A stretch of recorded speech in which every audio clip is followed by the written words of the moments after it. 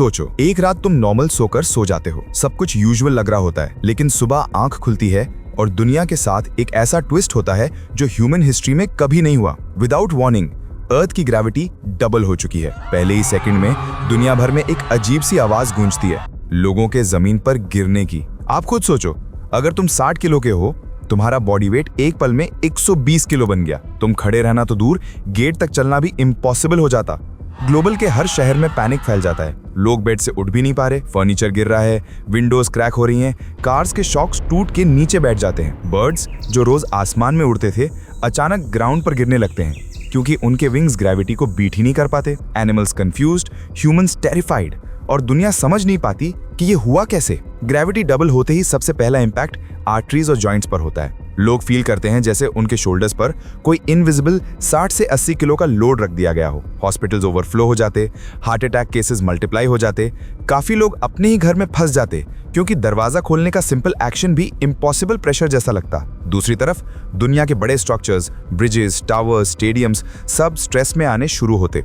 Engineer reports आना start हो जाती हैं कि अगर ग्रेविटी ऐसे ही रही तो अगले 48 घंटे में कुछ बड़े मॉन्यूमेंट्स कोलैप्स हो सकते हैं। Planes grounded, train slow, drones fall और सैटेलाइट्स की ऑर्बिट वॉबल होने लगती हैं क्योंकि उनका कैलकुलेशन नॉर्मल ग्रेविटी पे था और अब अर्थ लिटरली उन्हें ज्यादा फोर्स से खींच रहा था। दुनिया भर में साइंटिस्ट्स इमरजेंसी मीटिंग बुलाते हैं। कुछ लोग कहते हैं ये कोई कॉस्मिक इवेंट होगा, शायद अर्थ किसी अननोन ग्रेविटेशनल वेव से टकरा गया। कुछ लोग बोलते हैं ये मून की अनयूजुअल मूवमेंट हो सकती है। और अगर तुमने हमारी पिछली video what if the moon disappeared देखी है तो तुम जानते हो कितना डेंजरस हो सकता है। बट इस बार सिचुएशन और भी खराब है क्योंकि मून गायब नहीं हुआ, अर्थ ही हैवी हो गया। As gravity doubles, tides monstrous shape लेने लगती हैं। समुद्र किनारे के सिटीज मुंबई, न्यूयॉर्क, टोक्यो सब ह्यूज वेव्स के थ्रेट में आ जाते हैं। पानी का वॉल्यूम सेम है लेकिन ग्रेविटी के डबल पुल में टाइड्स डबल हाइट से राइज होती हैं। इसके बाद सबसे टेरिफाइंग मोमेंट आता है। लोग रियलाइज करते हैं कि उनका अपना घर तक उनके लिए ट्रैप बन गया है। स्टेयर्स पर चलना टॉर्चर जैसा लगता है। एक ग्लास उठाने के लिए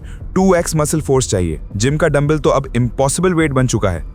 और सबसे ज्यादा वल्नरेबल है एल्डरली, किड्स, पेट्स, क्योंकि उनके मसल्स उतना लोड हैंडल नहीं कर सकते। गवर्नमेंट पब्लिक अनाउंसमेंट करती है, stay low, don't try to walk, crawl if needed, conserve your strength. फिर आता है साइकोलॉजिकल ब्रेकडाउन का फेज। इमेजिन करो आसमान में कोई बर्ड नहीं, कोई प्लेन नहीं, सब कुछ अननेचुरली साइलेंट हो जाता है। ग्रेविटी के डबल पुल से एटमॉस्फेयर थोड़ा कंप्रेस होता है और हवा भारी लगती है। लोग जैसे अंडर वाटर सांस ले रहे हो ऐसी फीलिंग आती है। एक अजीब सी डार्कनेस स्काई में स्प्रेड हो जाती है क्योंकि धूल और स्मॉग ज्यादा हैवी होकर जमीन के पास जमने लगती है। शहर धीरे धीरे ब्लड और डंप लाइक लुक लेने लगता है। लेकिन 12 घंटे के बाद साइंटिस्ट को एक शॉकिंग डिस्कवरी होती है। ये ग्रेविटी का सडन जंप परमानेंट नहीं है।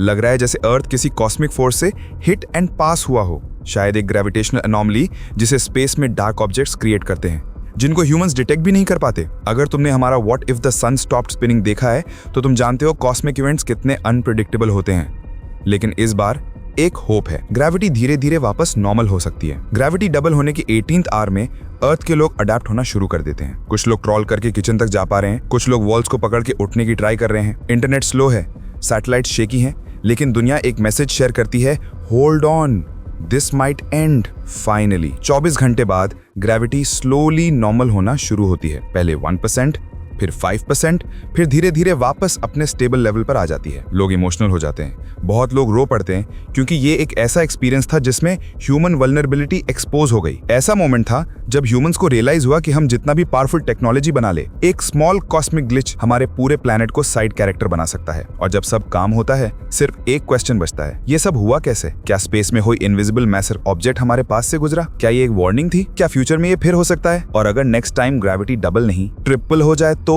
अगर तुमको एक सिनेमैटिक जर्नी पसंद आई हो तो भाई लाइक करो, सब्सक्राइब करो, क्योंकि ऐसे व्हाट इफ वीडियोस मैं डेली लाता हूं। और अगर तुमने अभी तक हमारी previous videos what if the moon disappeared और what if the sun stop spinning नहीं देखी है तो उन्हें जरूर चेक करो, वरना तुम व्हाट इफ यूनिवर्स का हाफ एक्सपीरियंस मिस कर रहे हो। मिलते हैं नेक्स्ट टेरिफाइंग पॉसिबिलिटी में।